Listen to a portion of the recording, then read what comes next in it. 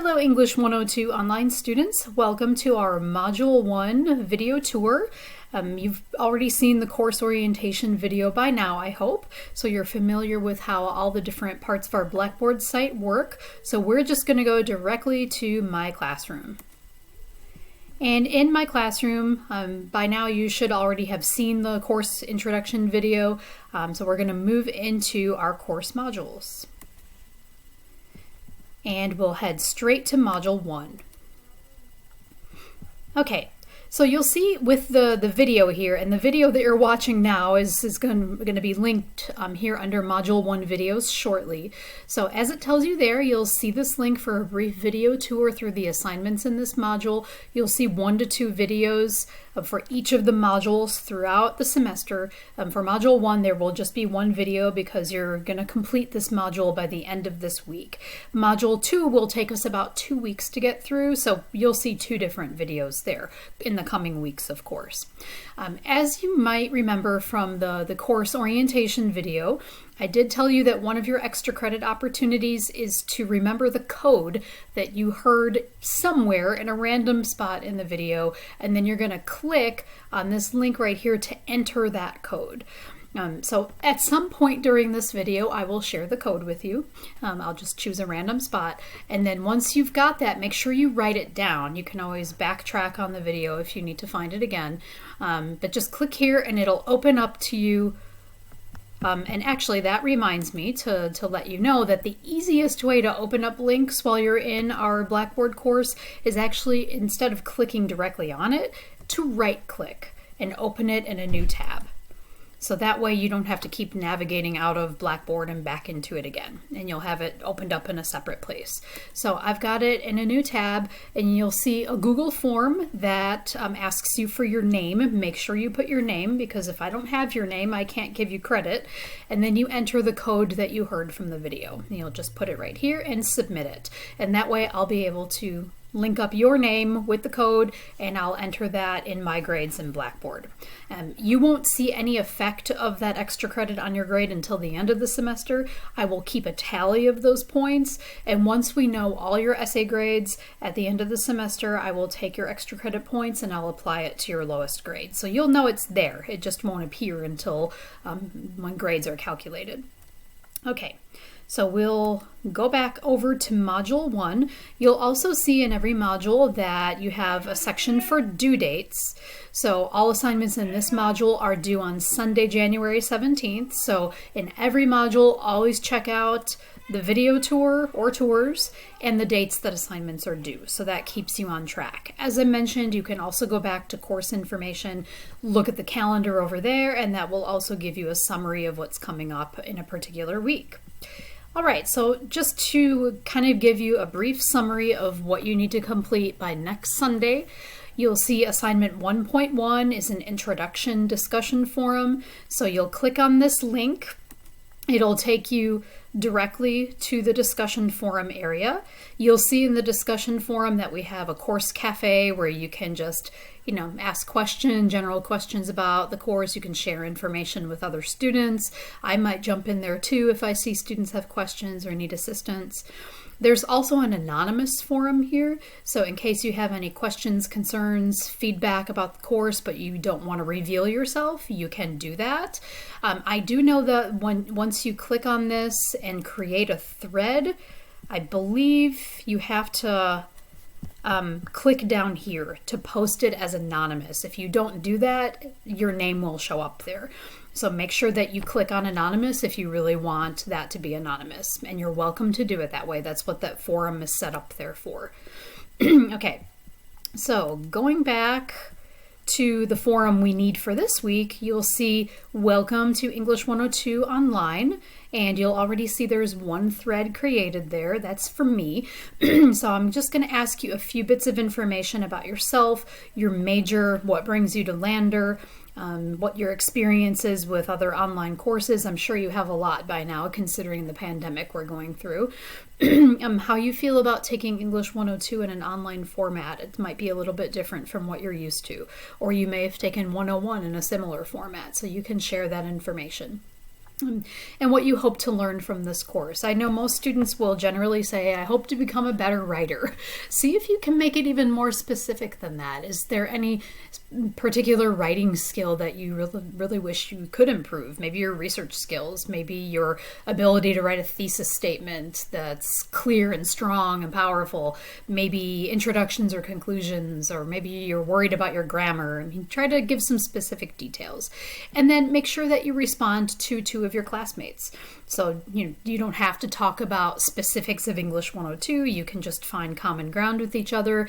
Maybe there's another nursing major there that you would like to say hello to. Maybe you know somebody from another class.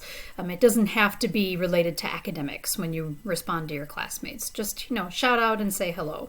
So you'll see when you click on this forum, my post is already there. You can add your own by hitting create thread, and you're welcome to read my introduction. Of course, my introduction is also in instructor information, so you'll find it in both places. Okay, so we'll go back to my classroom, and just so you know too, anytime you need to get to the discussion forum, there's a separate link for it here. And let's say you want to post something in the course cafe or the course feedback threads. All you have to do is click on that and it'll take you right back to the same place.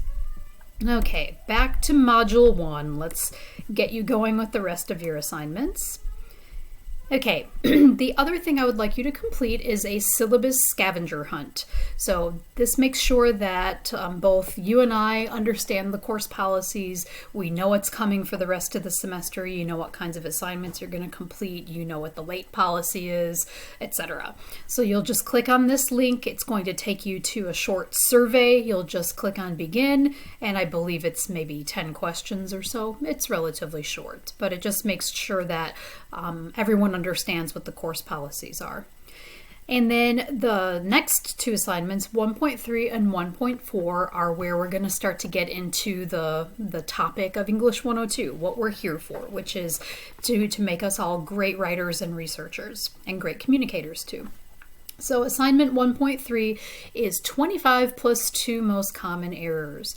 And what this is, if you open up the first link, it is a list of 25, and I added 2 others, of the most common writing errors that students tend to make, and writers in general. So this isn't just even about students of writing, it's about anyone who writes in English. So I would like you to take a look at this list, get familiar with it, because all these numbers that you see here are numbers that I am going to use when I give feedback to you in your writing assignments, in your drafts mainly. So if I were to put, let's say, a number 1, it means maybe you've chosen a word that sounds like the one you intended to use, but maybe it's spelled incorrectly or it's the wrong form of that word. Maybe you made a spelling mistake, so I'd mark a number 2. I'll look at a couple of others. Maybe you've got a problem with comma usage, so I might put a number 7 there. We'll look at a few more down the list. Maybe there's a punctuation problem other than commas, so I might put a 13. Maybe you've got an issue with your word order, which one of those types of mistakes is called passive voice. So it's kind of saying something indirectly when it could be said more directly. So there I'd use a number 16. So this basically just gives us a list of different bits of feedback that I can use for grammar and editing and punctuation, things like that. So that will help me help you to become a stronger writer in terms of grammar and punctuation. That's not the main focus of English 102. Hopefully you did get some practice with that in English 101.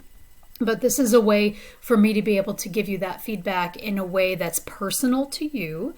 And in addition to that, you get to see what your patterns are and you get to think about how to correct those. Because if I corrected everything for you, you probably wouldn't learn that much. It wouldn't really sink into your brain as much as if you did it yourself. Okay, so that's the first document that you will need for that assignment. The other one is an editing practice document, so we'll quickly take a look at that. Okay, and what you have here is an excerpt of a real student's piece of writing with some grammar and punctuation mistakes in it. And what I did was highlight those using numbers from the 25 plus 2 most common errors. And your job is to try to correct these errors to the best of your ability. This is not a right or wrong sort of exercise. Like, I'm not going to take points off of your attempt at this if you did something that I disagree with. For example, if I think, oh, that should have been capitalized, but you thought differently, I'm not going to take any points off for that. As long as you try every single one that you see in this document, and there are, maybe a dozen of them or so, as long as you make an attempt at everything, you're good. You will receive full points for this. The goal of this activity is not necessarily correctness, but to make sure that you get familiar with the system that we're going to use and that you think about how to make these corrections. That you think, I see some missing capital letters. Oh, that definitely should be capitalized. Or, yeah, this would sound better if we put a comma there. So there are a couple of ways you can approach this. And when you open your document, you'll want to definitely make sure under Review, in the Review tab, that you've got all markup selected. If you do simple markup, then it's probably, and usually it takes off all those comments off the side, but anyway, it should be all markup because that's going to show you all these number comments. You can click within the comments and you can add your corrections there. You could do, something like return, comma, lawmakers, and that would show me that you added your comma in there. You could type it out. You could say something like there should be a comma between return and lawmakers. You can also use what we call the track changes feature. If you click on the arrow next to track changes and activate it, any correction that you make within the document is going to appear. So I've added a comma there. I might go ahead and add my capital letters, child left behind. Okay, so the choice is yours. You can go ahead and do it either way. And then you can save that document to your computer, and then you'll click on the 1.3 assignment link, and that will take you to a page where you can upload your work. In case you forget how to do track changes, I've included a video of that there for you, so you can watch that and kind of jog your memory about it. All right, and for the final assignment, 1.4, you have a text annotation. So I'll ask you to watch one or both of the videos on text annotation, and that's basically when you annotate something, you're taking notes on it, you're getting kind of into a conversation with what you're reading, which is a great way to kind of embed it into your brain to, create brain pathways for that information you're taking in, which is really important for understanding, for comprehension. So by practicing this skill of text annotation, it's going to help you absorb, understand, and later on be able to write about what you are reading. So these two videos will explain to you how to read actively, how to annotate a text. They kind of do it in somewhat different ways. I think it would be useful to watch both, but I think one or either of them will be very helpful. You'll also look at the annotation sample in this link. It gives you a sample of what a really good, thorough annotation looks like. And then the attached document kind of summarizes all those annotation techniques from all the three sources. So I'll just ask you to write a paragraph, a short one of about 5 to 7 sentences, explaining the annotation techniques you would find most helpful in your own reading and why. Hey, you can just write this in a simple document. You don't have to format it any specific way. We haven't gotten into the details of MLA or APA style yet. That will come later though. But just keep it simple for now. So you can type your response on a Word document and attach it at this submission link. You can also do a text submission. So if you click on Write Submission, you can type it directly in the box right here. Either one of those would be fine. Okay, so that's everything you need to know for this week. I'm going to let you know the video code so that you can type that into the Google form. And that code is 2, like the number 2, X, B as in boy, 1, 4. Okay, so again, that is 2, X as in xylophone, B as in boy, 1, 4.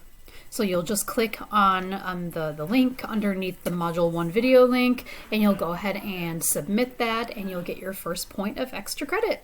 So welcome to Module 1, welcome to English 102, and I look forward to getting to know a little bit more about all of you in the discussion forum this week. Have a great week.